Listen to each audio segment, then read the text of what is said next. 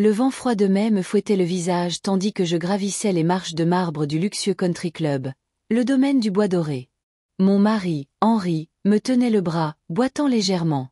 Son arthrose s'était aggravée dernièrement. À 78 ans, je paraissais en forme et énergique. J'avais toujours pris soin de moi, natation 3 fois par semaine, des heures de marche chaque jour et une alimentation saine. Henri, de 2 ans mon aîné, avait conservé sa clarté d'esprit, mais physiquement, il avait beaucoup plus décliné. « Tu penses que Grégoire appréciera mon cadeau ?» demandai-je en ajustant l'élégante robe bleue que mon amie Monique m'avait aidé à choisir. J'ai passé tant de temps à choisir ces outils de sculpture japonais. Henri sourit chaleureusement. S'il ne les apprécie pas, c'est qu'il n'en est pas digne. Quoi qu'il en soit, tu auras essayé. Et « essayer » était un faible mot. J'avais passé des semaines à chercher ce set rare, sachant que mon fils avait parfois manifesté de l'intérêt pour le travail du bois, un passe-temps qu'Henri n'avait jamais réussi à lui inculquer. J'espérais que maintenant que Grégoire se mariait, il trouverait peut-être le temps pour de telles activités paisibles. L'organisatrice du mariage, une jeune femme avec une tablette, nous accueillit à l'entrée avec un sourire poli mais légèrement tendu. « Monsieur et Madame Moreau, bienvenue », dit-elle en consultant sa tablette. « Vos places sont... » « Oh oui, je vais vous conduire au hall principal. » Je fus surprise qu'elle ne nous propose même pas de nous accompagner au salon des parents du marié, où nous étions censés retrouver notre fils avant la cérémonie. J'échangeai un regard perplexe avec mon mari, mais décidai de ne pas faire de scène. Le hall principal était décoré avec un goût impeccable, des arrangements floraux crème et bleu, des pampilles de cristal scintillant sous le soleil de mai qui filtrait par les hautes fenêtres cintrées. Des serveurs s'affairaient avec des plateaux de champagne et de canapés. « Regardez qui est là !» La voix de notre fille, Laura, retentit plus fort que nécessaire. Elle se tenait entourée d'amis, un verre à la main. « Maman, papa, vous êtes enfin là !» Je remarquai que ma fille avait déjà pas mal bu, alors qu'il n'était que 14 heures. À côté d'elle se tenait son fils, Simon, plongé dans son téléphone. Il nous jeta un bref regard et hocha la tête sans quitter l'écran des yeux. « Bonjour, ma chérie. » Je serrai ma fille dans mes bras, essayant d'ignorer l'odeur d'alcool. « Simon, mon grand, comment vont les études ?»« Bien, » marmonna mon petit-fils de 20 ans sans même lever les yeux. Henri haussa les épaules et me sourit. Notre petit-fils avait toujours été peu loquace avec nous, tout comme sa mère. C'était blessant, mais nous y étions habitués. « Où est Grégoire ?» demanda Henri en regardant autour de lui. On pensait le voir d'abord. Laura fit un vague geste de la main. « Il est occupé. Les préparatifs de dernière minute, tu sais. Clara insiste pour que tout soit parfait, dit-elle en levant les yeux au ciel de manière théâtrale. Cette femme est une vraie maniaque du contrôle. » Je sentis une pointe de déception. J'avais espéré passer au moins quelques minutes avec mon fils avant la cérémonie. Après tout, j'étais la mère du marié. « Allons nous asseoir, » suggéra Henri, remarquant ma déception. La cérémonie va bientôt commencer. Nous nous dirigeâmes vers les premiers rangs, où les parents du marié s'assoient habituellement, mais l'organisatrice du mariage nous intercepta. « Oh, monsieur et madame Moreau, vos places sont au 2e rang, » dit-elle en désignant des sièges avec de petits cartons nominatifs. Je fronçai les sourcils. « Mais nous sommes les parents du marié. Ne devrions-nous pas être au 1er rang ?»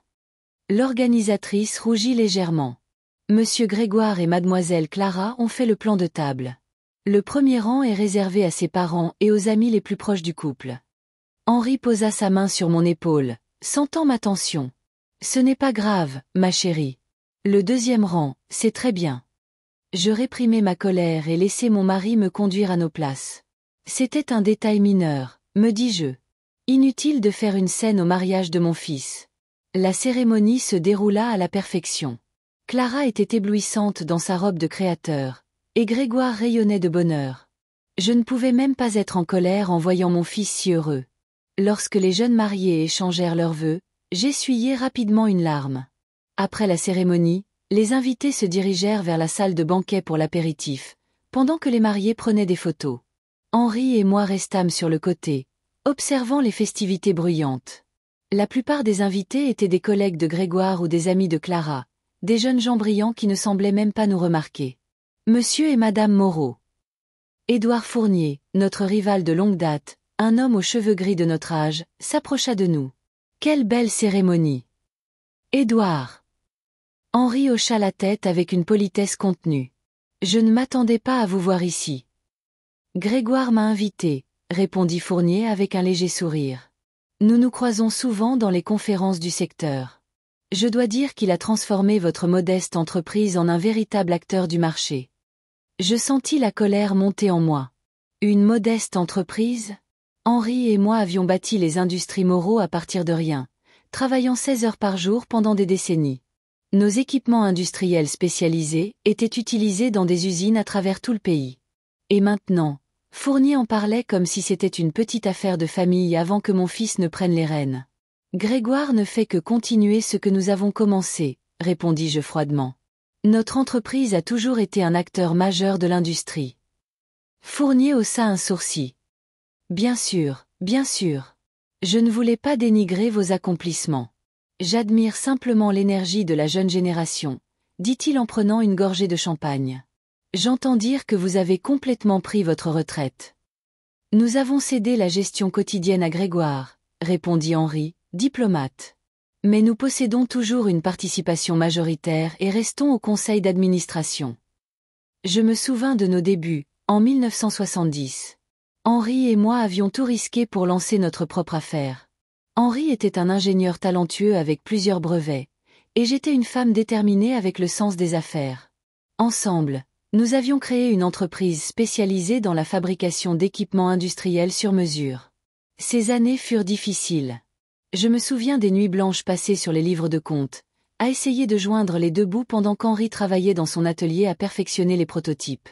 Je me souviens comment nous nous étions serrés la ceinture pour investir chaque euro dans l'entreprise.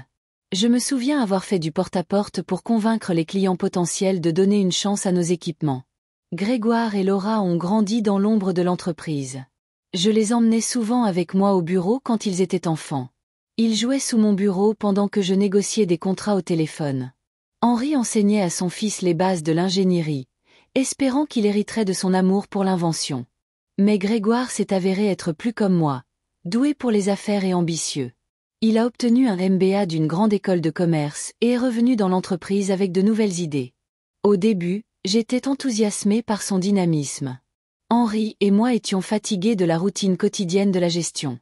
De plus, Henri avait toujours voulu plus de temps pour ses passe-temps, la photographie, le travail du bois, la cuisine.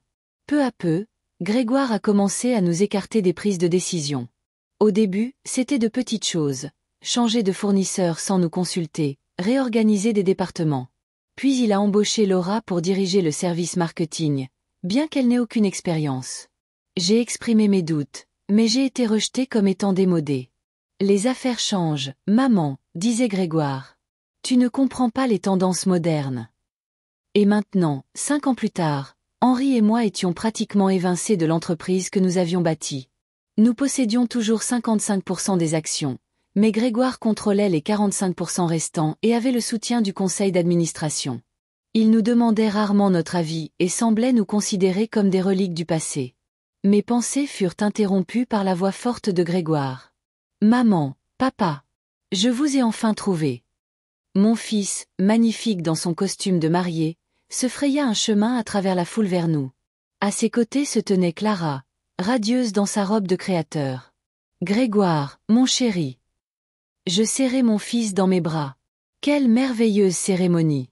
« Merci, dit-il en me faisant une bise rapide avant de reculer. C'est Clara qui a tout organisé. Clara sourit, mais ses yeux restèrent froids. Bonjour Martine, Henri. Je suis contente que vous ayez pu venir. Comme si nous aurions pu manquer le mariage de notre propre fils. Nous avons un petit problème, continua Grégoire, le visage soucieux. La moitié de l'équipe du traiteur ne s'est pas présentée. Un truc d'intoxication alimentaire. Quelle malchance, dit Henri avec compassion. Oui, dit Grégoire en se tournant vers moi. Maman, tu es une excellente organisatrice, n'est-ce pas? Mon cœur rata un battement. Que veux-tu dire, Grégoire? On a besoin d'un coup de main en cuisine, expliqua-t-il comme si c'était la chose la plus évidente du monde. Juste pour superviser, peut-être aider au service. Clara panique, et tu as toujours été si douée pour organiser ce genre de choses. Je fixai mon fils, n'en croyant pas mes oreilles. Tu veux que je travaille en cuisine à ton mariage? Pas travailler, maman. Grégoire leva les yeux au ciel. Juste aider. C'est un grand jour pour Clara et moi. Et nous voulons que tout soit parfait. Grégoire, intervint Henri, la voix plus ferme que d'habitude. Ta mère est une invitée à ce mariage. Elle est la mère du marié. C'est inapproprié. Grégoire ignora son père et continua de me regarder. S'il te plaît, maman. C'est juste pour un petit moment. Une fois que tout sera réglé, tu pourras retourner avec les invités. Chérie, Clara posa la main sur l'épaule de Grégoire. Peut-être qu'on peut trouver quelqu'un d'autre. Qui? Demanda-t-il, irrité. Tous les autres sont des invités. Maman est douée pour organiser ce genre de choses, elle a fait ça toute sa vie. Je sentis mes joues s'empourprer de honte et de colère. Grégoire parlait de moi comme si j'étais une gouvernante, et non une femme d'affaires prospère qui avait bâti l'entreprise qu'il dirigeait maintenant. Je ne vais pas travailler en cuisine au mariage de mon propre fils, dis-je doucement mais fermement. Le visage de Grégoire s'assombrit. Maman, ne fais pas de scène. Aide-nous, c'est tout, d'accord? Ce n'est que pour 1 heure ou 2.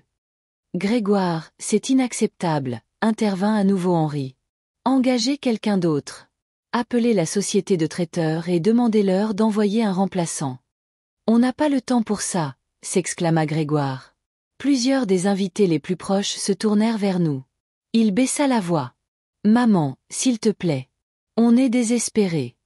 Je vis dans les yeux de mon fils non pas une demande, mais une exigence. Il s'attendait à ce que j'obéisse, comme je l'avais toujours fait. Comme j'avais obéi quand il nous avait progressivement éloignés de l'entreprise, quand il avait ignoré mes conseils commerciaux, quand nous avions été relégués au 2e rang A. Son propre mariage. J'ouvris la bouche pour refuser à nouveau, mais je croisai soudain le regard de Clara. Il y avait dans ses yeux quelque chose qui ressemblait à un défi, comme si elle s'attendait à ce que je fasse une scène. Peut-être même qu'elle l'espérait. Je pris une profonde inspiration. Je ne leur donnerai pas cette satisfaction. Très bien, Grégoire. Je vais aider. Martine, s'exclama Henri. Ce n'est rien, mon chéri, dis-je en posant la main sur son avant-bras. Ce n'est que pour 1 heure ou 2. Grégoire rayonna. Merci, maman. Je savais que je pouvais compter sur toi. Le chef t'expliquera tout, dit-il en prenant Clara par la main. Nous devons saluer les autres invités. Ils s'éloignèrent sans un regard en arrière, nous laissant là, sous le choc. Tu n'aurais pas dû faire ça, dit Henri, le visage rouge de colère. C'est humiliant. Je sais, répondis-je, en regardant mon fils et sa nouvelle femme rire avec un groupe de jeunes gens élégants. Mais je ne veux pas faire de scène à son mariage. Ça donnera juste plus de munitions à Clara pour dire quelle terrible belle-mère je suis. Henri secoua la tête. J'y vais avec toi. Non, je souris doucement. Ton arthrose te fait souffrir aujourd'hui. Reste ici et parle aux invités. Je vais me débrouiller. Je me dirigeai vers la cuisine, sentant les regards des invités sur moi. Que pensaient-ils? Que la mère du marié était si déplacée dans cette fête glamour qu'on l'avait envoyée travailler en cuisine. La cuisine était en plein chaos. Le chef, un jeune homme avec des tatouages sur les bras, aboyait des ordres aux assistants restants. Quand j'entrai, il me lança un regard las.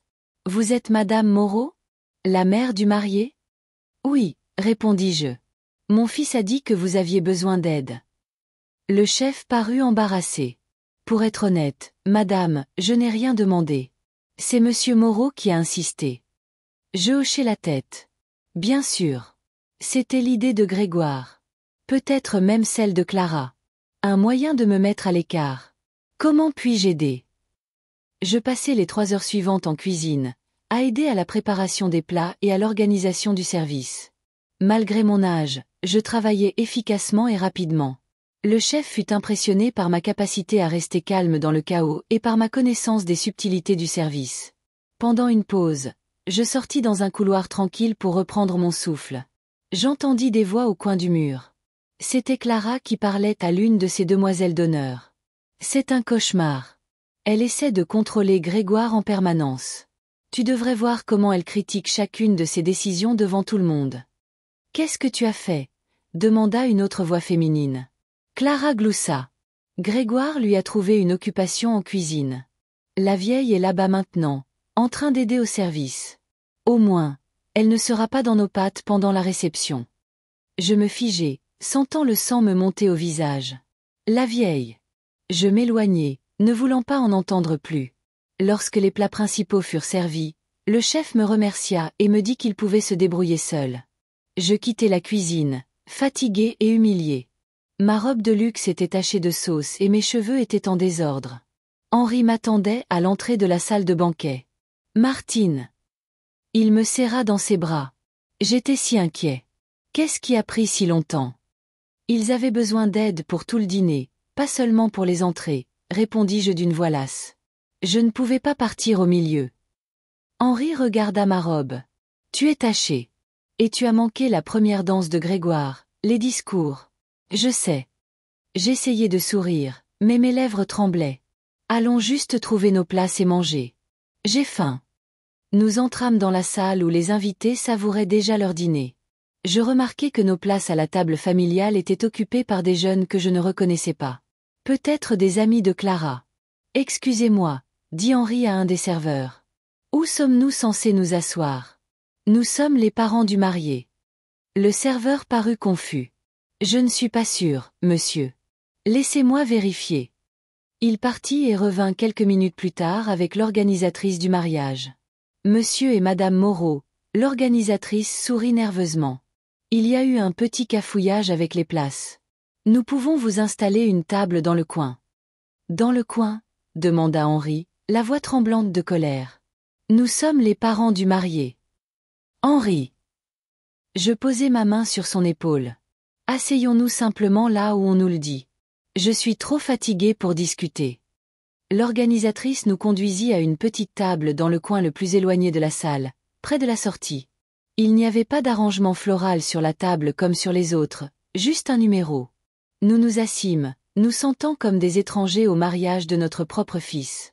Je regardais Grégoire et Clara rire et danser, entourés d'amis et de collègues.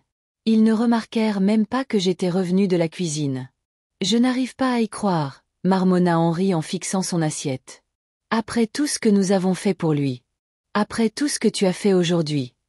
Je regardai mon fils lever son verre pour porter un toast. Il remercia tout le monde d'être venu, en particulier les parents de Clara pour leur soutien. Il ne dit pas un mot sur ses propres parents. Quelque chose en moi se brisa. C'était la goutte d'eau. Des années de négligence, des mois à être mise à l'écart de l'entreprise que j'avais bâtie, et maintenant cette humiliation publique. Henri, dis-je, ma voix sonnant étrangement calme. Je crois qu'il est temps de partir. Partir. Il me regarda, surpris. Mais nous n'avons même pas mangé. Je sais, dis-je en posant ma serviette sur la table. Mais je ne peux plus rester ici. Et j'ai une idée. Quelle idée? Je regardai à travers la salle vers Édouard Fournier, qui était assis à l'une des meilleures tables, appréciant clairement le mariage. Une idée qui nous libérera enfin, répondis-je. Et qui donnera à notre fils une leçon qu'il n'oubliera jamais. Henri suivit mon regard et fronça les sourcils. Qu'est-ce que tu prépares, Martine? Je te le dirai à la maison, dis-je en me levant. Allons-y, mon chéri. Personne ne nous remarquera ici de toute façon. Nous nous éclipsâmes de la salle discrètement, sans dire au revoir. Personne ne prêta attention à notre départ, pas même Grégoire et Laura. Je sentis un calme étrange.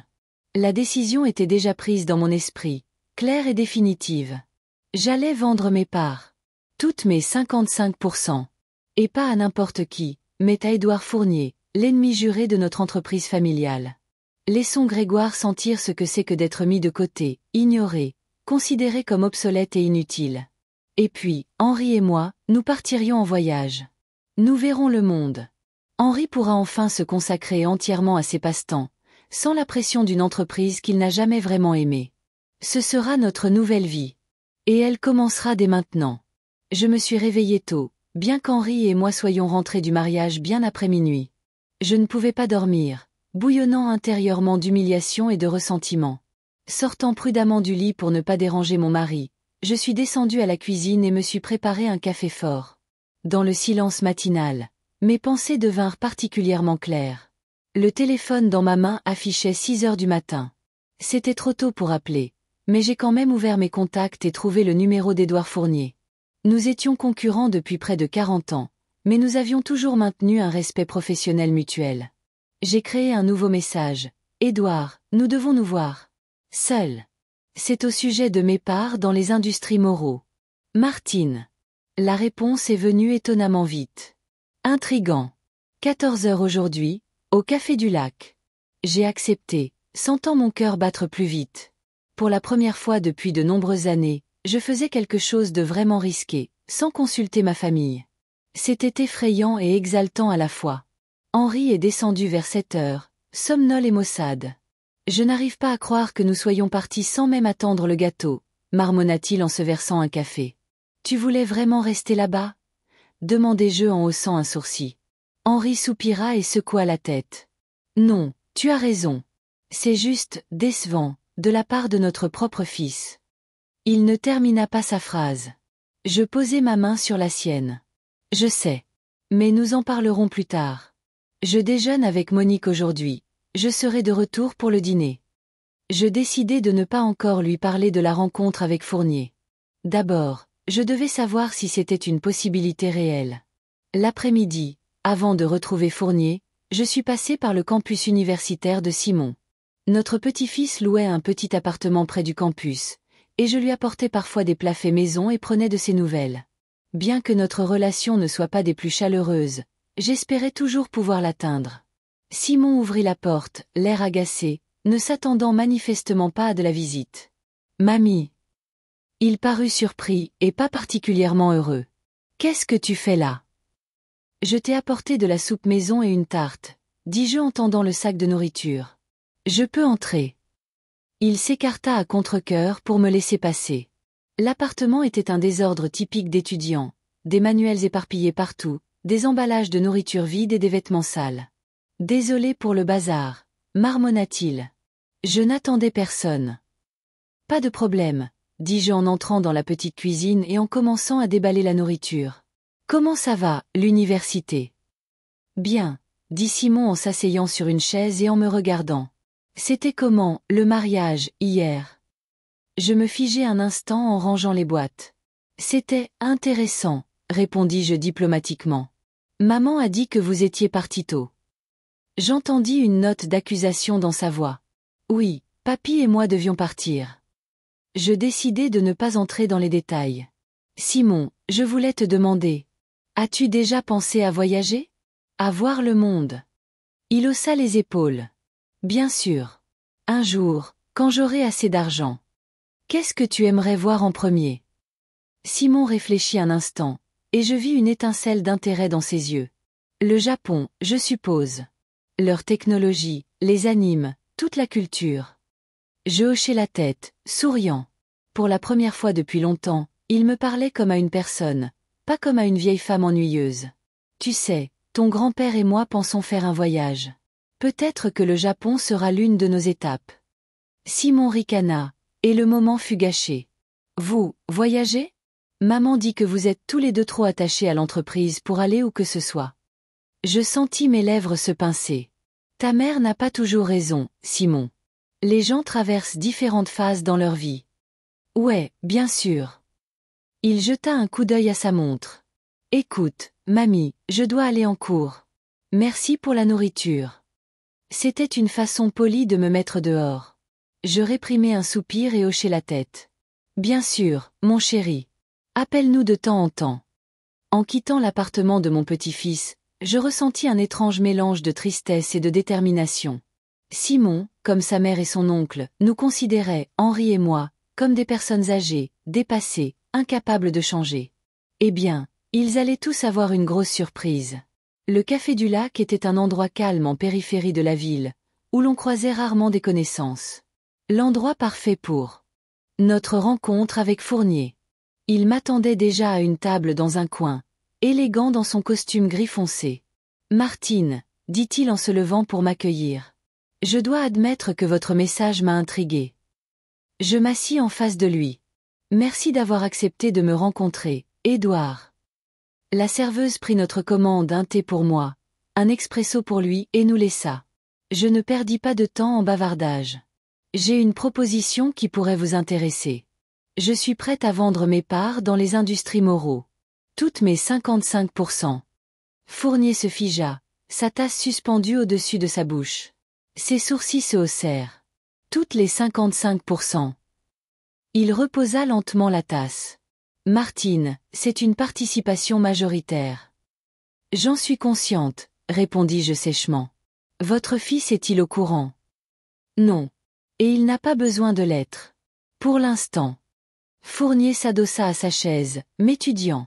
Que s'est-il passé à ce mariage? Demanda-t-il, perspicace. Je secouai la tête. Ce n'est pas seulement le mariage. C'était la goutte d'eau dans une longue série d'événements. Mon fils a clairement fait savoir depuis un certain temps qu'il nous considère, Henri et moi, comme un obstacle à la croissance de l'entreprise. Il nous a effectivement écartés du processus de décision, même si nous restons les actionnaires majoritaires. Et vous voulez lui donner une leçon, dit-il, ce n'était pas une question. Je veux la liberté, répondis-je. Pour moi et pour Henri. Mais oui, si Grégoire apprend une leçon au passage, je ne m'y opposerai pas. Fournier tapota pensivement ses doigts sur la table. Pourquoi moi? La ville regorge d'investisseurs qui achèteraient volontiers une telle participation.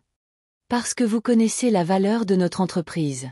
Et parce que ce serait le coup le plus dur pour Grégoire, de voir notre rival de longue date à la tête de l'entreprise familiale. Fournier sourit, appréciant ma franchise.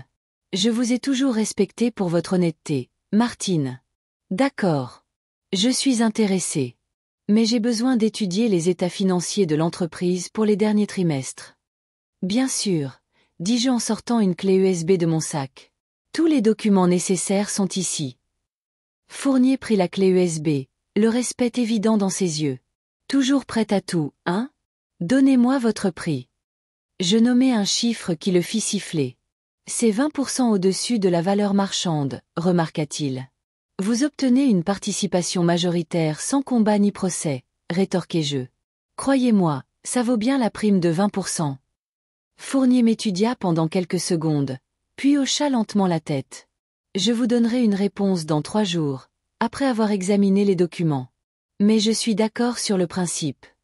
Nous nous serrâmes la main, et je ressentis un étrange mélange d'émotions, du regret pour l'entreprise qu'Henri et moi avions bâtie, et une anticipation excitante pour une nouvelle vie. Après ma rencontre avec Fournier, je suis allé voir Monique, ma meilleure amie. Nous étions amies depuis plus de 40 ans, depuis l'époque où nous étions voisines lorsque nos enfants étaient jeunes. Monique, une ancienne contrôleuse aérienne, était une femme énergique au franc-parler, qui disait toujours ce qu'elle pensait. « Tu vas vraiment faire ça ?» demanda-t-elle quand je lui ai parlé de ma rencontre avec Fournier. Nous étions assises sur sa terrasse avec des verres de citronnade maison. « Oui, répondis-je fermement. J'en ai assez, Monique. Assez d'être invisible, assez d'être ignorée par mes propres enfants. Que allez-vous faire avec l'argent? Elle me regarda attentivement. Vous n'allez pas tout leur laisser, j'espère. Je ris. Non. Henri et moi allons vivre un peu. Voyager, peut-être. Les yeux de Monique s'illuminèrent. Voyager? Martine Moreau, tu me surprends. Vous n'avez pas quitté la région depuis 20 ans, Henri et toi. C'est exactement pour ça que c'est le moment, dis-je en prenant une gorgée de citronnade. Henri a toujours voulu voir le monde, mais notre entreprise le retenait ici. Maintenant que nous avons été effectivement poussés dehors, pourquoi ne pas profiter de notre liberté? Monique me regarda avec un nouveau respect. Tu sais, j'ai toujours pensé que tu étais trop attachée à ton entreprise. Je suis contente de voir que je me suis trompée. Où irez-vous en premier? J'y réfléchis. Je pense au Japon. Henri a toujours été intéressé par leur culture, en particulier l'artisanat traditionnel. Sa sculpture sur bois est largement inspirée des techniques japonaises. Le Japon. Monique frappa dans ses mains. Oh, j'y suis allée dans les années 80, quand je travaillais pour une compagnie aérienne. Vous allez adorer. Surtout au printemps, quand les cerisiers sont en fleurs. Nous passâmes l'heure suivante à discuter d'itinéraires possibles et de lieux à visiter. Monique, qui avait beaucoup voyagé dans sa jeunesse, partagea ses conseils et ses impressions. Son enthousiasme était contagieux. Je commençais à nous imaginer, Henri et moi, explorant les anciens temples de Kyoto, flânant dans les rues animées de Tokyo, profitant des sources chaudes dans des villages de montagne reculés. Et Henri? Demanda soudain Monique. Tu lui as déjà parlé de tes projets? Je secouai la tête. Pas encore. Je voulais m'assurer que Fournier était intéressé par l'offre d'abord. Quand vas-tu lui dire? Ce soir, soupirai-je. J'espère qu'il comprendra. Monique ricana. Comprendre. Il sera ravi. Henri n'a jamais aimé les affaires autant que toi, Martine. Il a supporté ça pour toi. Vraiment. J'étais surprise. Il n'a jamais rien dit. Bien sûr que non. Il savait à quel point l'entreprise était importante pour toi. Monique se pencha plus près. Sais-tu combien de fois il m'a parlé d'endroits qu'il voulait visiter, de choses qu'il voulait faire s'il n'était pas lié à l'entreprise? Crois-moi, Henri sera enchanté par ta décision. J'y ai réfléchi. Henri avait-il sacrifié ses rêves pour moi toutes ces années? La culpabilité se mêla à la détermination. Maintenant, je pouvais lui donner la liberté à laquelle il aspirait. Quand je suis rentrée à la maison, Henri était occupé dans son atelier. Je le trouvais penché sur un morceau d'érable, qu'il sculptait soigneusement avec un ciseau. Mon mari était si absorbé qu'il ne me remarqua pas avant que je tousse. Martine. Il leva les yeux, un sourire sur son visage. Comment s'est passée ta journée? Je m'approchai, admirant le travail délicat. Qu'est-ce que tu fais? J'essaie une nouvelle technique de sculpture que j'ai trouvée dans un magazine japonais, dit-il en me montrant le motif complexe qui commençait à émerger du bois. Ça s'appelle la sculpture par éclat, mais ça incorpore des éléments de la sculpture traditionnelle japonaise. C'est magnifique, dis-je en passant mon doigt sur la surface lisse du bois. Henri, nous devons parler. Il remarqua le sérieux dans ma voix et posa ses outils. Quelque chose ne va pas. Nous nous assîmes sur un vieux canapé dans le coin de l'atelier. Je pris sa main et inspirai profondément. J'ai rencontré Édouard Fournier aujourd'hui, commençai-je. Et je lui ai proposé de lui vendre nos parts dans les industries Moreau. Toutes nos 55%. Henri se figea, ses yeux s'écarquillèrent. Quoi? J'ai décidé de vendre nos parts, répétai-je fermement. Après l'humiliation d'hier au mariage, après des mois de négligence de la part de Grégoire, je ne veux plus faire partie d'une entreprise qui ne nous valorise plus. Henri resta silencieux pendant un long moment, réfléchissant à mes paroles. J'attendis, me préparant aux objections, à la colère, aux accusations d'imprudence. Et qu'a dit Fournier? Demanda-t-il finalement. Il est intéressé. Il nous donnera une réponse dans 3 jours, mais il est d'accord sur mes conditions, en principe. Henri hocha la tête, le visage pensif. Qu'est-ce qu'on fera, alors? Après la vente? Je serrai sa main. J'ai pensé à voyager. À voir tous les endroits dont nous avons parlé mais que nous n'avons jamais trouvé le temps de visiter. Le Japon, la Nouvelle-Zélande, l'Europe. À ma grande surprise, le visage d'Henri s'illumina d'un sourire. Pas un sourire poli, mais un sourire authentique et large que je n'avais pas vu depuis des années. Vraiment. Sa voix était incrédule de bonheur. Tu veux vraiment voyager? Oui, répondis-je avec confiance. Il est temps de vivre pour nous, Henri. Nous le méritons. Il se leva soudain et se dirigea vers une vieille armoire dans le coin de l'atelier. Ouvrant le tiroir du bas, il en sortit un dossier usé et me le tendit. Regarde. J'ouvris le dossier et haletai. À l'intérieur se trouvaient des dizaines de coupures de magazines, des impressions d'articles, des notes écrites de la main d'Henri. Tout sur les voyages. Les temples japonais, les fjords de Nouvelle-Zélande, les villages italiens, les châteaux français. Chaque page était soigneusement sélectionnée et annotée. Qu'est-ce que c'est? Chuchotai-je. Henri sourit timidement. Ma collection. Je la constitue depuis des années. Des endroits que j'aimerais visiter, avec toi. Je feuilletai les pages, n'en croyant pas mes yeux. Toutes ces années, pendant que j'étais absorbée par les affaires, Henri avait tranquillement chéri un rêve de voyage, sans m'en parler pour ne pas me décevoir. Pourquoi ne m'as-tu jamais rien dit? Demandai-je, sentant les larmes me monter aux yeux. Tu aimais tellement notre entreprise, répondit-il doucement. Je ne voulais pas te mettre la pression. Je savais que tu n'étais pas prête à quitter l'affaire que nous avions bâtie ensemble.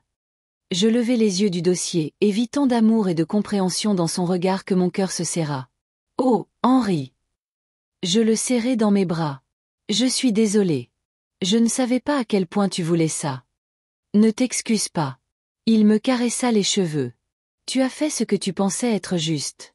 Et maintenant, tu fais ce qui est juste, pour nous deux.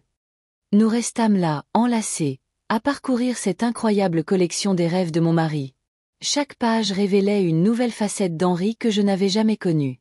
Tu sais, dit-il, pensif, lorsque nous arrivâmes à la section sur le Japon, j'ai toujours voulu faire plus que simplement regarder leurs temples et leurs jardins. Je rêvais de rencontrer de vrais sculpteurs sur bois, de voir comment ils travaillent, peut-être même d'apprendre d'eux. Nous pouvons arranger ça, répondis-je avec enthousiasme. Monique dit qu'il y a plein de possibilités pour des voyages spécialisés comme ça maintenant. Monique est au courant. Henri haussa un sourcil. Je lui en ai parlé aujourd'hui, admis-je. Je voulais en parler à quelqu'un avant de t'en parler. Henri rit. Et qu'a-t-elle dit? Que tu serais ravi, je souris. Et elle avait raison. Mon mari me regarda sérieusement. Et toi? Es-tu vraiment prête à quitter l'entreprise pour laquelle nous avons travaillé toute notre vie? Je réfléchis un instant. Tu sais, hier, j'aurais dit non. Mais après le mariage, après tout ce qui s'est passé, j'ai réalisé que l'entreprise n'est plus vraiment la nôtre. Grégoire se l'est appropriée. Et il n'y a plus de place pour nous. Alors, pourquoi ne pas commencer un nouveau chapitre? Henri serra ma main fermement. Un nouveau chapitre. J'aime le son de ça. Et encore une chose, ajoutai-je. Je pense que tu devrais lancer un blog sur nos voyages. Des photos, des impressions, surtout sur l'artisanat traditionnel des différents pays. Tu pourrais combiner ton amour de la photographie et de la sculpture sur bois. Les yeux d'Henri s'illuminèrent. Un blog? Je n'y avais jamais pensé. Mais, oui, ça pourrait être intéressant. Il se frotta le menton. Pensif. Tu sais, je pourrais documenter non seulement les sites, mais aussi les techniques de travail du bois local. Peut-être même collectionner des recettes. Tu sais combien j'aime cuisiner. Exactement. J'étais ravie de son enthousiasme. Ce ne sera pas seulement un journal de voyage, mais une véritable exploration des cultures à travers leur artisanat et leur cuisine. Nous passâmes le reste de la soirée à discuter d'itinéraires possibles, à faire des plans, à rêver à voix haute. Pour la première fois depuis des années, je voyais Henri si animé, si passionné. Il me montrait des photos d'endroits sur lesquels il avait lu, me parlait des techniques de sculpture qu'il voulait apprendre et des plats qu'il rêvait de cuisiner. Avant de dormir, alors que nous étions au lit, Henri se tourna soudain vers moi. « Merci », dit-il simplement. « Pourquoi ?» demandai-je, même si je connaissais déjà la réponse. « De m'avoir donné la chance de vivre enfin la vie dont j'ai toujours rêvé », dit-il en m'embrassant tendrement. « Avec toi. » À cet instant, j'étais absolument convaincue d'avoir pris la bonne décision. Laissons Grégoire avoir l'entreprise, ou plutôt, laissons-le se débrouiller avec Fournier comme nouveau propriétaire. Henri et moi allions obtenir quelque chose de bien plus précieux, la liberté et l'opportunité de consacrer enfin du temps l'un à l'autre et à nos vrais intérêts.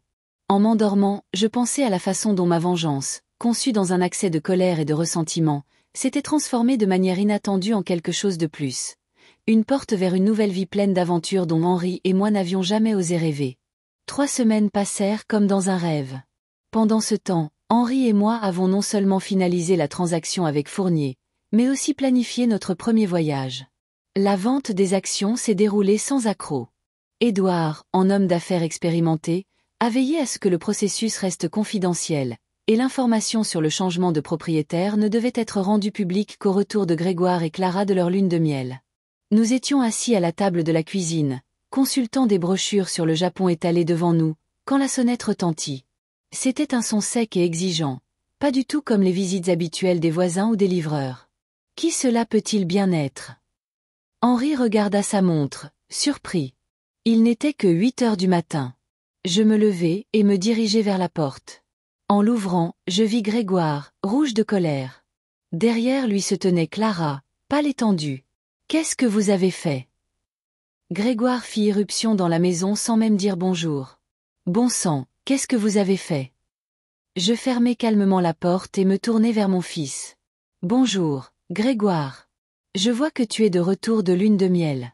C'était bien les Bahamas ? Ne fais pas semblant de ne pas comprendre. » Il agita son téléphone devant mon visage. Fournier vient d'envoyer une notification officielle. Il a racheté une participation majoritaire. Notre entreprise familiale est maintenant entre les mains de notre pire concurrent. Henri sortit de la cuisine en s'essuyant les mains sur un torchon. « Grégoire, s'il te plaît, ne crie pas sur ta mère. » Et toi? Grégoire se tourna vers son père. Tu l'as laissé faire ça? Vendre l'entreprise que vous avez bâtie pendant des décennies? L'entreprise que je développe depuis quelques années? Nous n'avons vendu que nos parts, répondis-je calmement. L'entreprise existe toujours. Elle a juste un actionnaire majoritaire différent maintenant. Un actionnaire différent. Grégoire rit amèrement.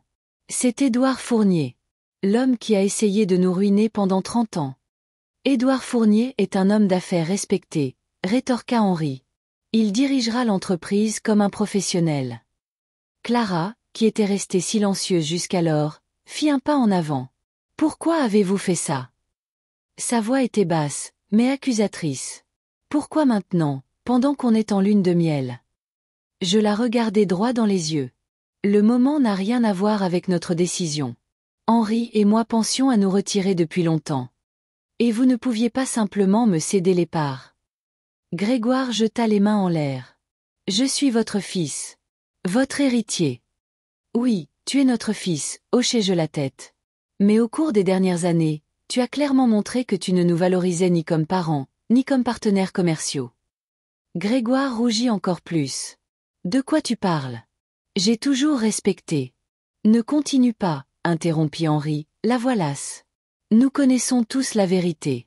Surtout après que tu aies fait travailler ta mère en cuisine à ton propre mariage. Clara jeta un regard rapide à son mari. Quoi? Tu as dit qu'elle s'était portée volontaire. Grégoire l'ignora. C'est tout ça à cause du mariage? Vous avez ruiné l'entreprise familiale pour une simple rancune? Non, dis-je fermement. Le mariage n'a été que la goutte d'eau. Vous nous écartez des décisions depuis des années, ignorant notre expérience, nous traitant comme des reliques dépassées. Nous avons juste décidé qu'il était temps de passer à autre chose. Passer à autre chose. Grégoire rit nerveusement. Et pour aller où? Henri désigna les brochures étalées sur la table. Nous partons en voyage. Nous commencerons par le Japon. Grégoire et Clara nous fixèrent comme si nous venions d'annoncer notre intention de nous envoler pour Mars. Voyager. Clara secoua la tête, incrédule. À votre âge. Nous avons 78 et 80 ans, pas 108 et 110, soulignai-je sèchement. Nous sommes parfaitement capables de voyager. Grégoire s'approcha de la table et prit l'une des brochures.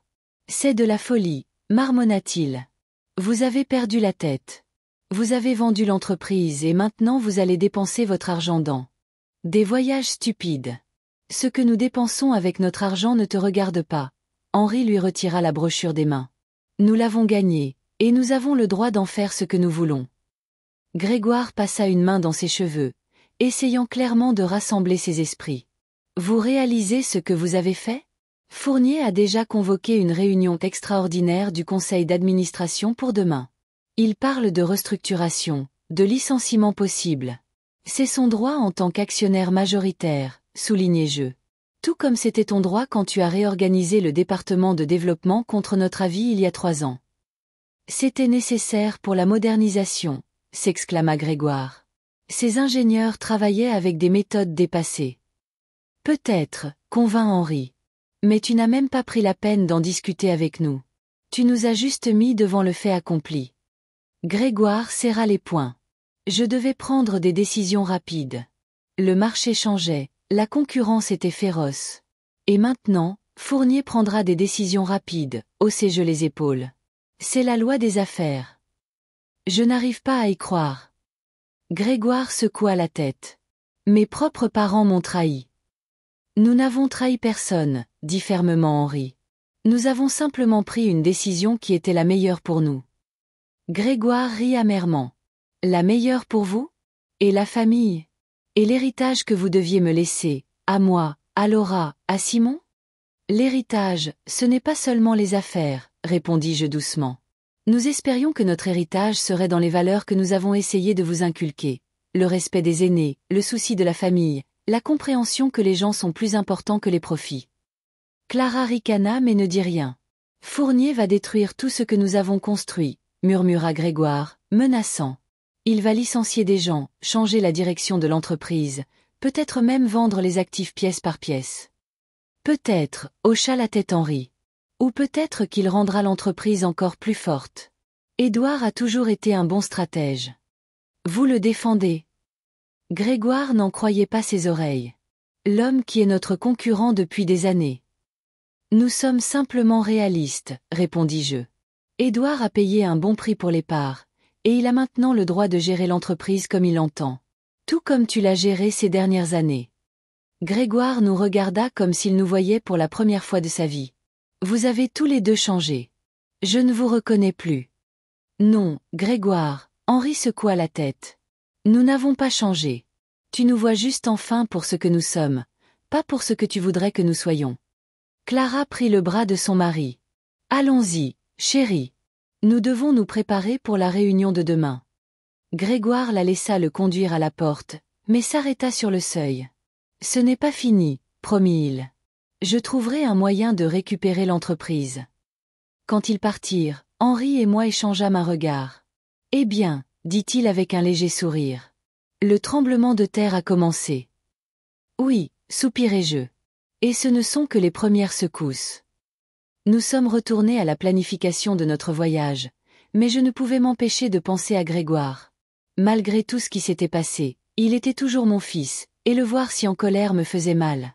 Plus tard dans la journée, Laura appela. Je m'attendais au même monologue furieux que j'avais entendu de la part de Grégoire, mais sa voix semblait inhabituellement sobre. « Maman, je peux passer ? On a besoin de parler. » 1 heure plus tard, elle était assise dans notre salon, tripotant nerveusement la lanière de son sac à main de créateur. Laura avait toujours été plus réservée que son frère, mais aujourd'hui, il y avait quelque chose de nouveau dans ses yeux, un mélange de confusion et peut-être de honte. « Grégoire a dit que vous aviez vendu vos parts à Fournier, commença-t-elle sans préambule. « Oui, confirma Henri. La transaction a été finalisée la semaine dernière. » Laura hocha la tête, assimilant l'information. « Et maintenant, vous allez voyager. » « Notre premier billet est pour Tokyo, le mois prochain, répondis-je. Nous serons au Japon pendant 3 semaines. Je vois, dit Laura, marquant une pause. Puis elle demanda de manière inattendue. Est-ce à cause du mariage ? À cause de la façon dont Grégoire t'a traité ? Je regardai ma fille, surprise. Je ne pensais pas qu'elle était au courant de l'incident dans la cuisine. En partie, répondis-je honnêtement. Mais ce n'est pas seulement ça. Ton père et moi sentions depuis longtemps que nous étions poussés hors de l'entreprise que nous avons bâtie. Laura baissa les yeux. Je sais. J'ai vu comment Grégoire te traitait lors des réunions du conseil, comment il ignorait tes suggestions, comment il parlait de vous à d'autres dirigeants. Sa franchise me surprit. Et tu n'as jamais rien dit. Laura haussa les épaules. Je pensais qu'il avait raison. Que l'entreprise avait besoin de nouvelles idées, d'une approche moderne. Elle leva les yeux. J'avais tort. Henri se pencha en avant. Qu'est-ce qui t'a fait changer d'avis ? La réunion d'aujourd'hui avec Fournier. Laura sourit amèrement. Il a convoqué toute l'équipe de direction et a clairement expliqué ses plans. Pas de changement drastique, pas de licenciement massif. Au lieu de cela, une analyse approfondie des forces et des faiblesses de l'entreprise. Le respect de la tradition et des employés expérimentés, combiné à l'innovation. Ça semble raisonnable, remarqua Henri. Plus que raisonnable, acquiesça Laura. Et vous savez ce qui est le plus frappant ? Il a mentionné plusieurs idées que vous proposiez depuis des années et que Grégoire rejetait. Comme étant dépassées. Fournier les a qualifiées de prometteuses et sous-estimées. Je ressentis un étrange sentiment de satisfaction. Édouard avait toujours été un homme d'affaires intelligent. Oui, Laura marqua une pause. Et autre chose. Il a demandé pourquoi je ne vous avais pas fait venir tous les deux comme consultants. Il a dit que l'expérience des fondateurs est une ressource inestimable qu'il serait stupide d'ignorer. Je jetai un coup d'œil à Henri. Nous ne nous attendions pas à ça. Et qu'as-tu dit ? Demanda Henri. Que c'était une erreur, dit Laura doucement. Une grosse erreur. La pièce tomba dans le silence. Je regardais ma fille, essayant de comprendre son aveu. Au fil des ans, Laura avait rarement admis ses erreurs, surtout devant nous. Eh bien, dis-je finalement. On ne peut pas changer le passé. Mais je suis contente que tu comprennes. Laura hocha la tête, puis demanda de manière inattendue. Je peux venir avec vous au Japon ? Henri et moi nous regardâmes, surpris. Tu veux venir avec nous ? Demanda Henri. Pas pour tout le séjour, ajouta rapidement Laura. Peut-être pour une semaine. J'aimerais passer du temps avec vous. Apprendre à mieux vous connaître. Je sentis les larmes me monter aux yeux. Combien d'années avais-je attendu que ma fille fasse ce pas? Bien sûr, répondit Henri pour nous deux. Nous serions ravis. Laura sourit, d'un air incertain mais sincère. Merci. Et, je voulais m'excuser. Pour tout. Tu es pardonné, dis-je simplement, ne voulant pas me replonger dans des souvenirs douloureux. Après le départ de Laura, Henri me serra dans ses bras. Qui l'eût cru, marmonna-t-il. Notre accord avec Fournier non seulement nous a libérés, mais il nous a peut-être aussi rendu notre fille. Ne tirons pas de conclusions hâtives, dis-je prudemment. C'est une chose d'admettre ses erreurs, mais c'en est une autre de changer réellement. Henri hocha la tête, mais ses yeux brillaient d'espoir. C'est quand même un bon signe. Ce soir-là, Henri et moi étions dans son bureau, en train de déchiffrer le nouvel appareil photo qu'il avait acheté spécialement pour le voyage. Henri étudiait avec avidité le manuel, tandis que je parcourais des sites de voyage. Regarde, dis-je en lui montrant une page sur ma tablette. Ça explique comment démarrer un blog de voyage. Il recommande de le commencer avant de partir, pour s'habituer à la plateforme. Henri leva les yeux du manuel. Tu penses qu'on devrait commencer maintenant? Pourquoi pas? Je fis défiler la page. Tu pourrais écrire sur tes préparatifs de voyage, tes attentes. Peut-être partager quelques photos de tes sculptures, surtout celles inspirées par les techniques japonaises. Henri y réfléchit. Ça pourrait être intéressant. Et je pourrais pratiquer ma photographie, dit-il en prenant son nouvel appareil. Je dois m'y habituer avant le voyage. Exactement, je souris, voyant son enthousiasme. Comment vas-tu appeler le blog? Henri se gratta le menton. Peut-être quelque chose comme Second Souffle ou Nouveaux Horizons. J'aime Nouveaux Horizons, approuvai-je. Ça capture vraiment ce que nous faisons. Henri sourit et commença à régler l'appareil pour quelques photos d'essai. Tu sais, je pense que ce sera plus que de simples documents sur nos voyages. J'aimerais parler des gens que nous rencontrons, des traditions locales, surtout celles liées à l'artisanat et à la cuisine. Ça semble merveilleux. Je serrai sa main. Tu as toujours été si observateur. Et je veux essayer les techniques de sculpture locale, continua-t-il avec enthousiasme. Imagine, je pourrais prendre des leçons auprès d'artisans locaux, puis montrer mes tentatives de reproduire leurs méthodes. Je regardais mon mari avec tendresse. Il y avait longtemps que je ne l'avais pas vu si animé, si plein de projets et d'enthousiasme. Il semblait que la vente de l'entreprise avait levé un fardeau invisible de ses épaules, un fardeau qu'il portait depuis des années. Notre planification fut interrompue par un coup à la porte. Cette fois, c'était Simon.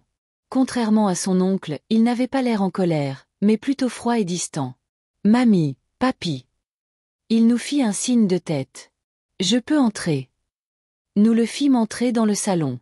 Simon s'assit en face de nous, le dos droit, comme s'il était à un entretien d'embauche. « J'ai entendu dire que vous aviez vendu vos parts, » commença-t-il sans préambule. « Oui, » confirma Henri. « C'est vrai. » Simon marqua une pause, puis demanda « Pourquoi ?» Il n'y avait pas d'accusation dans sa voix, seulement une confusion sincère. Je décidai de répondre aussi honnêtement que possible.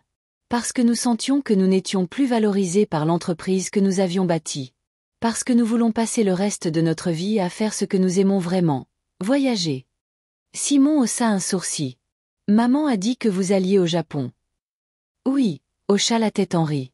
C'est notre première étape. Simon resta silencieux, réfléchissant à ce qu'il avait entendu. Vous savez, oncle Grégoire est furieux. Il dit que vous avez trahi la famille. Nous l'avons entendu dire, répondis-je sèchement. Et toi, qu'en penses-tu? Simon haussa les épaules, de manière inattendue. Je ne sais pas. D'un côté, ça semble une décision étrange de vendre l'entreprise pour laquelle vous avez passé votre vie. D'un autre côté, il hésita. D'un autre côté, l'encouragea doucement Henri. D'un autre côté, j'ai vu comment oncle Grégoire vous traitait, dit Simon en baissant les yeux. La façon dont maman parlait de vous, comme si vous étiez des modèles dépassés qu'il fallait tolérer. Sa franchise me surprit. Et pourtant, tu penses que nous avons trahi la famille? Demandai-je sans détour. Simon me regarda dans les yeux. Oui, répondit-il honnêtement. Vous auriez dû garder l'entreprise dans la famille. La céder à oncle Grégoire, ou à maman, ou à moi, éventuellement. Mais pas la vendre à un concurrent. Henri se pencha en avant. Que aurais-tu fait de ces parts, Simon? Les affaires t'intéressent-elles? Simon fit la grimace. Pas vraiment. Mais ce n'est pas important. Ce qui compte, c'est que l'entreprise aurait dû rester dans la famille. Même si cette famille n'appréciait pas ceux qui ont bâti l'entreprise? Demandai-je doucement. Simon resta silencieux, manifestement incapable de trouver une réponse. Finalement, il dit, « Je ne vous comprends pas. Ni l'un ni l'autre. Je pensais que vous travailleriez pour l'entreprise jusqu'à la fin de vos jours, puis que vous nous laisseriez simplement. C'est ce qu'on t'a appris? » demanda Henri. Que la génération plus âgée doit travailler jusqu'à sa mort, puis tout transmettre à la jeune génération, peu importe comment elle a été traitée. Simon parut perplexe. Je n'y avais jamais pensé de cette façon. Peut-être que ça vaut la peine d'y réfléchir, suggérai-je. Que les gens méritent le respect, quel que soit leur âge. Que les personnes âgées ont aussi le droit au bonheur et de vivre leur vie à leur manière. Simon se leva. Je dois y aller. Je pense toujours que vous avez mal agi. Mais, peut-être que je comprends pourquoi. C'était plus que ce que j'avais espéré. Merci pour ton honnêteté, Simon. Il hocha la tête et se dirigea vers la porte, mais s'arrêta sur le seuil. Au fait, oncle Grégoire va contester la vente. Il dit qu'il trouvera des failles juridiques. Qu'il essaie, répondit calmement Henri. Édouard Fournier a engagé les meilleurs avocats pour s'occuper de la transaction. Simon hocha la tête et partit, nous laissant seuls. Il nous considère toujours comme des traîtres, soupirai-je. Mais il commence à comprendre nos motivations. Henri me passa un bras autour des épaules. C'est un progrès. Les jours suivants furent remplis de nouvelles de l'entreprise. Édouard Fournier ne perdit pas de temps. Il mena un audit complet de tous les départements, rencontra les employés clés et étudia les projets en cours. À la surprise de tous, il n'y eut pas de licenciement massif. Au lieu de cela, Fournier réorganisa la structure de direction, la rendant plus plate et plus flexible. Nous apprîmes tout cela par Laura, qui nous appelait désormais régulièrement, sa voix ne sonnant plus dédaigneuse, mais montrant plutôt un respect croissant pour le nouveau propriétaire et une confusion face à la prise de conscience de ses propres erreurs passées. « Vous savez ce qui est étrange ?» dit-elle lors d'un de ses appels. « Fournier me demande sans cesse comment vous auriez géré telle ou telle situation.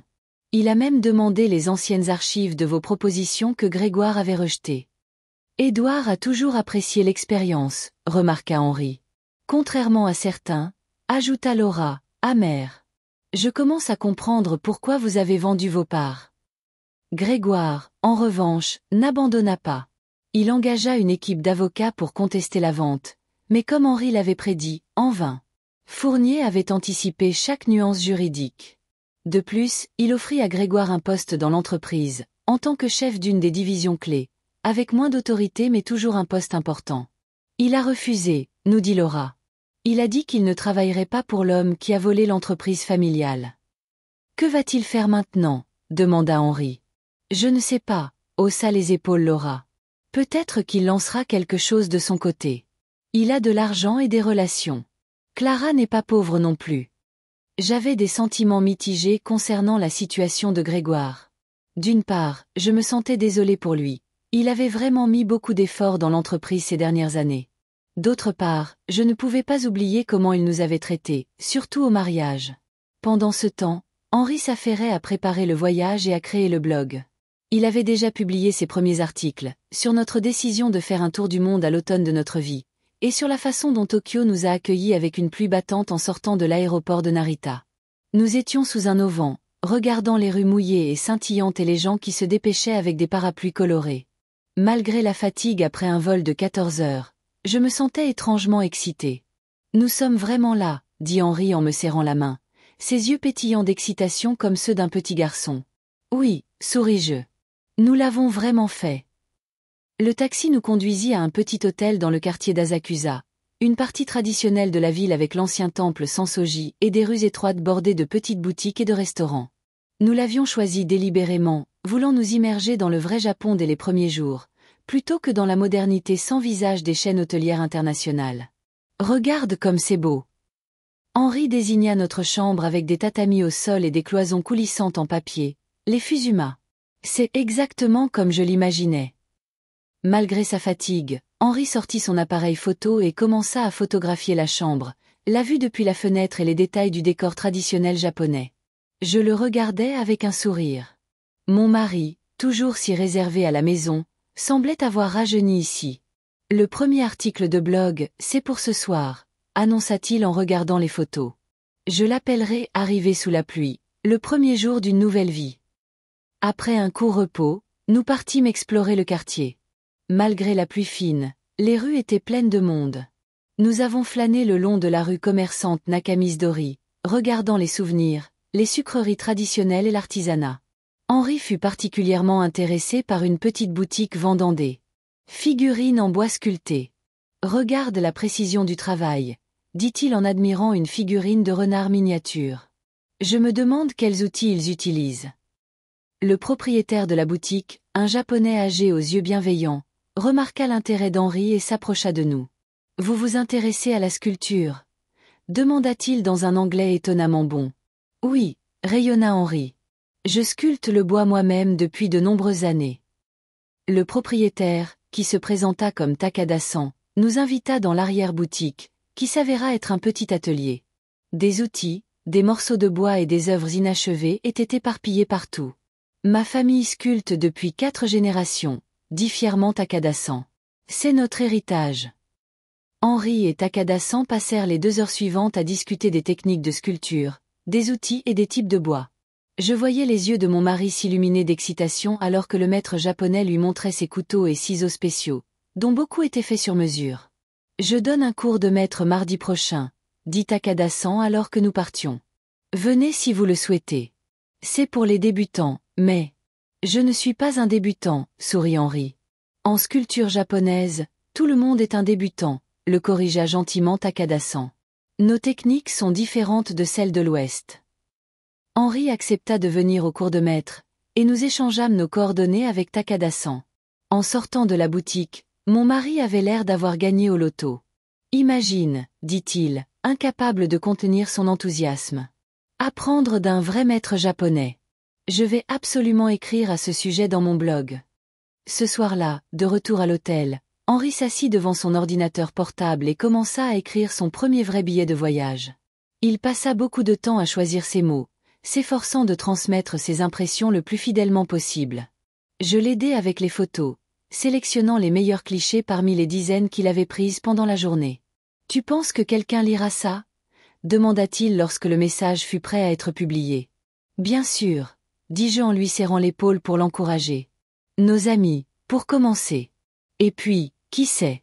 Peut-être que les gens apprécieront de découvrir le Japon à travers les yeux de 2 voyageurs de 70 ans et plus. » Henri cliqua sur « Publier », et notre voyage commença officiellement, non seulement dans le monde réel, mais aussi dans le monde virtuel. Les semaines suivantes au Japon passèrent comme un rêve. Nous avons exploré Tokyo, puis nous nous sommes dirigés vers Kyoto avec ses temples et jardins anciens, avons visité Nara où nous avons nourri les célèbres cerfs, et avons même passé 3 jours dans le petit village de montagne de Koyama, où nous avons séjourné dans un ryokan traditionnel, un hôtel avec des sources chaudes. Henri a non seulement assisté au cours de maître de Takada-san, mais il a également trouvé plusieurs autres maîtres qui ont accepté de lui montrer leur technique. Il était comme une éponge, absorbant de nouvelles connaissances, et avait déjà commencé à expérimenter avec les outils japonais qu'il avait acquis. Chaque soir, il mettait à jour son blog, décrivant nos aventures, partageant des photos et ses réflexions sur la culture japonaise, en particulier l'artisanat traditionnel et la cuisine.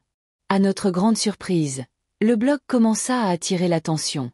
Au début, c'étaient des commentaires d'amis et de connaissances, mais peu à peu, des noms inconnus sont apparus. « Regarde », Henri me montra l'écran de son ordinateur portable un matin à Kyoto. Une certaine Margaret d'Australie pose des questions sur l'hôtel où nous avons séjourné à Tokyo. Elle dit qu'elle a 68 ans et a toujours rêvé de visiter le Japon mais avait peur de la barrière de la langue. Je lus le commentaire et souris. Réponds-lui. Dis-lui que nous nous débrouillons avec un japonais minimal. La plupart des gens dans les zones touristiques parlent anglais, et pour tout le reste, il y a des traducteurs sur nos téléphones. Henri fit exactement cela, ajoutant un compte-rendu détaillé de la façon dont nous naviguions dans le métro et commandions de la nourriture dans les restaurants. Un jour plus tard, Margaret répondit qu'elle avait réservé des billets pour le mois suivant. On a inspiré quelqu'un à voyager. Henri avait l'air si fier, comme s'il avait accompli quelque chose de grand. C'est un sentiment incroyable. Après 3 semaines au Japon, nous nous sommes dirigés vers la Nouvelle-Zélande. Le pays nous a émerveillés par ses paysages à couper le souffle, montagnes majestueuses, lacs turquoise et plaines verdoyantes sans fin. Nous avons loué une petite voiture et avons traversé les 2 îles, nous arrêtant dans de petites villes et des fermes. Le blog d'Henri a continué de croître. Il comptait maintenant plusieurs centaines de followers, dont la plupart étaient des personnes de notre âge ou un peu plus jeunes. Ils appréciaient les descriptions détaillées des lieux, l'accessibilité des itinéraires pour les voyageurs plus âgés, et surtout les sections sur la cuisine et l'artisanat locaux. En Nouvelle-Zélande, Henri découvrit la sculpture sur bois maori, qui était complètement différente de la sculpture japonaise. Il passa une semaine à apprendre d'un maître local dans un petit village de l'île du Nord et créa sa première pièce dans ce style. Un petit pendentif avec un motif en spirale traditionnelle. Je commence à constituer une collection de techniques du monde entier, dit-il un soir alors que nous étions assis sur la terrasse de notre chalet de location, regardant le soleil se coucher sur les montagnes. Imagine tout ce que je peux encore apprendre et essayer. Son enthousiasme était contagieux. J'ai aussi trouvé de nouveaux centres d'intérêt dans la photographie de voyage, que je n'avais jamais pratiqué sérieusement auparavant, et la cuisine locale. Dans chaque pays, j'essayais d'assister à un cours de cuisine et d'apprendre à préparer au moins un plat traditionnel. Après la Nouvelle-Zélande, nous nous sommes dirigés vers l'Europe, en commençant par l'Italie. Venise, Florence, Rome, chaque ville était comme une galerie d'art vivante. Henri fut particulièrement impressionné par le travail des ébénistes italiens, qui créaient des meubles et des objets d'intérieur complexes. « Regarde cette marqueterie », disait-il, passant des heures à examiner les détails d'une armoire antique ou d'une table dans un musée. « Je dois apprendre cette technique. » Dans la petite ville de Sienne, il eut de la chance. Il trouva un artisan qui accepta de lui donner quelques leçons de marqueterie. Henri passa 3 jours dans son atelier, revenant à l'hôtel avec de la sueur dans les cheveux et un sourire heureux sur le visage. Pendant ce temps, le blog commençait à générer un petit revenu. Au début, c'était des centimes de publicité, mais ensuite Henri reçut sa première offre de partenariat d'une entreprise qui fabriquait des fournitures pour la sculpture sur bois. Il lui offrait une réduction sur leurs produits en échange d'une critique sur son blog. « Ça ne nous rendra pas riches, dit Henri en me montrant la lettre, mais c'est agréable de savoir que les gens apprécient ce que je fais. » J'étais d'accord. L'argent du blog était plus un bonus agréable qu'une véritable source de revenus. Grâce aux bénéfices de la vente des actions, nous pouvions nous permettre de voyager sans contraintes financières. Mais progressivement, le blog a commencé à rapporter de plus en plus.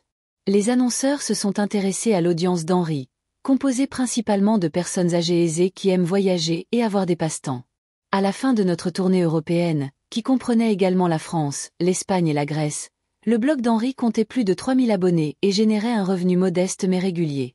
Assez pour couvrir nos factures mensuelles d'internet et de téléphone, plaisantait Henri.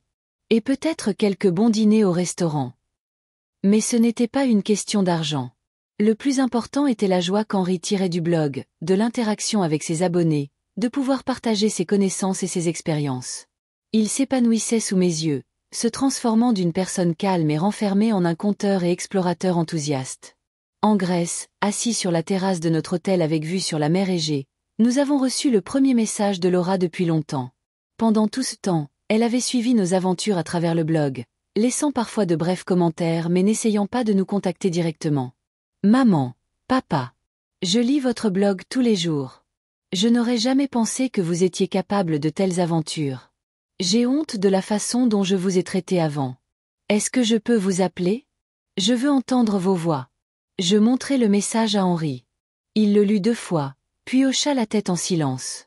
J'envoyai à Laura notre numéro grec, et 10 minutes plus tard, le téléphone sonna. « Maman !» La voix de Laura semblait incertaine, presque timide. « Bonjour, ma chérie. » Je mis le téléphone sur haut-parleur pour qu'Henri puisse aussi entendre. « Comment vas-tu ? » Je vais bien. Je voulais juste entendre vos voix. Vos photos de Grèce sont incroyables. Nous avons parlé pendant près d'1 heure. Laura me parla de son travail dans l'entreprise de Fournier, de Simon qui avait commencé à l'appeler plus souvent pour demander de nos nouvelles, et enfin de Grégoire.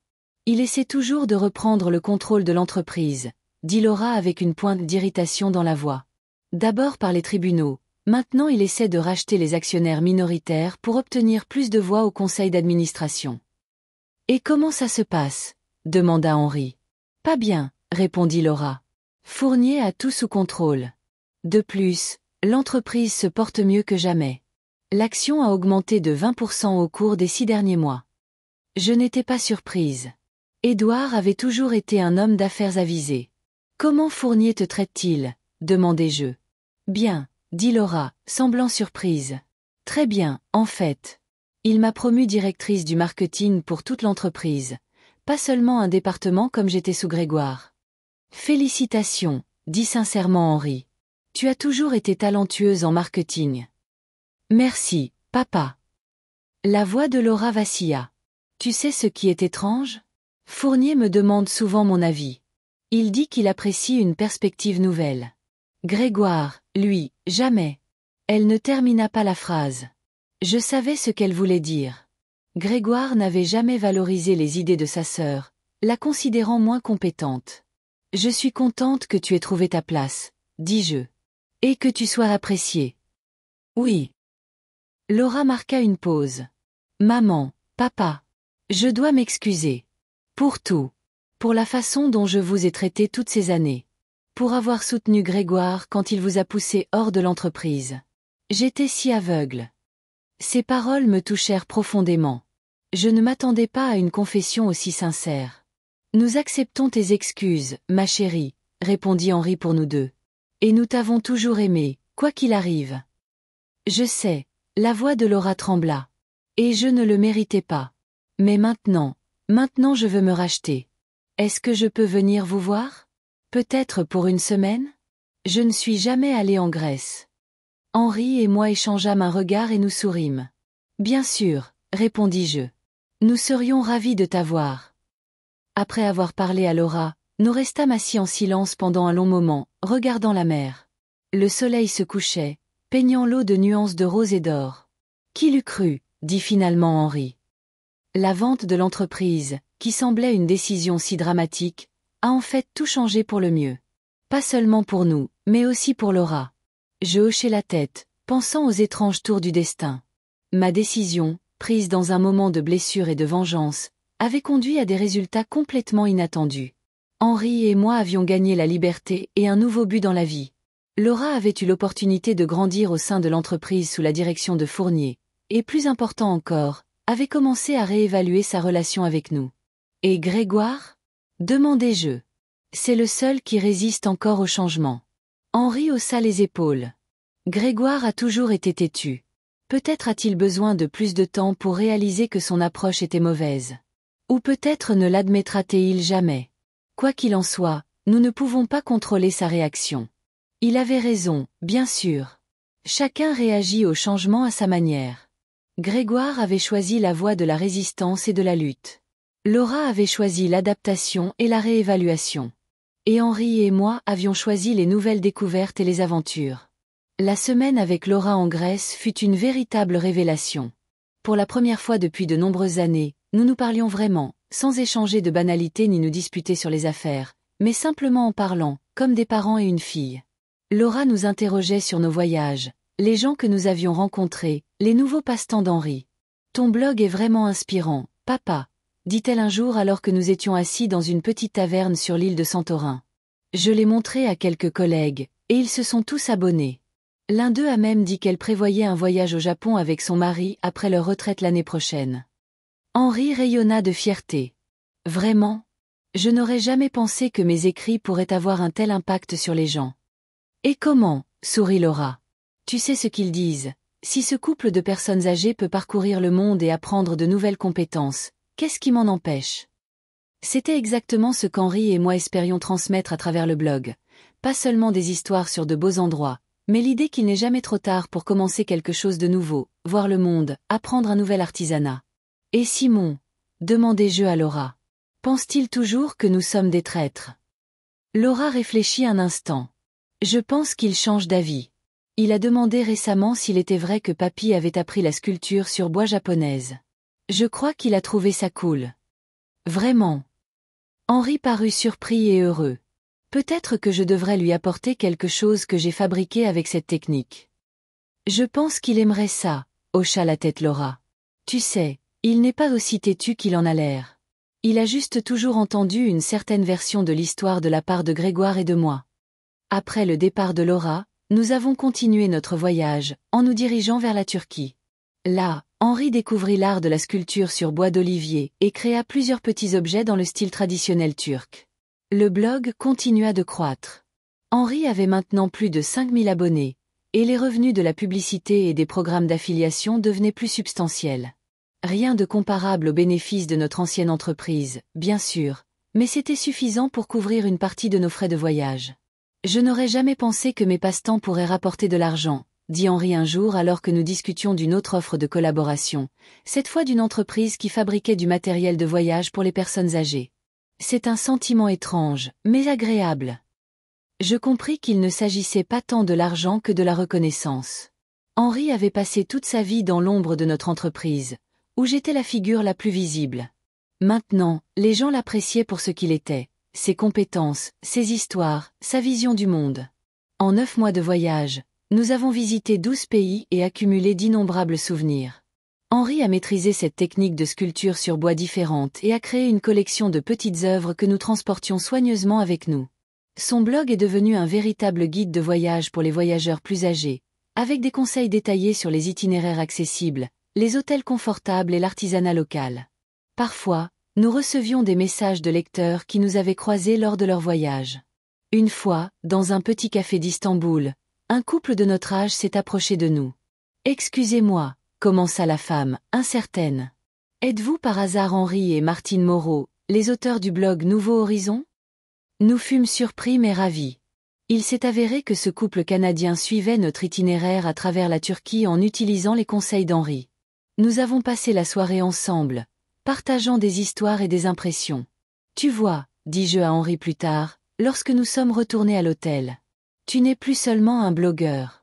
Tu es une figure influente dans le monde des voyages pour seniors. » Henri rit, mais je pouvais dire qu'il était heureux. À 80 ans, il avait trouvé une nouvelle vocation et un nouveau public qui appréciait son expérience et sa sagesse.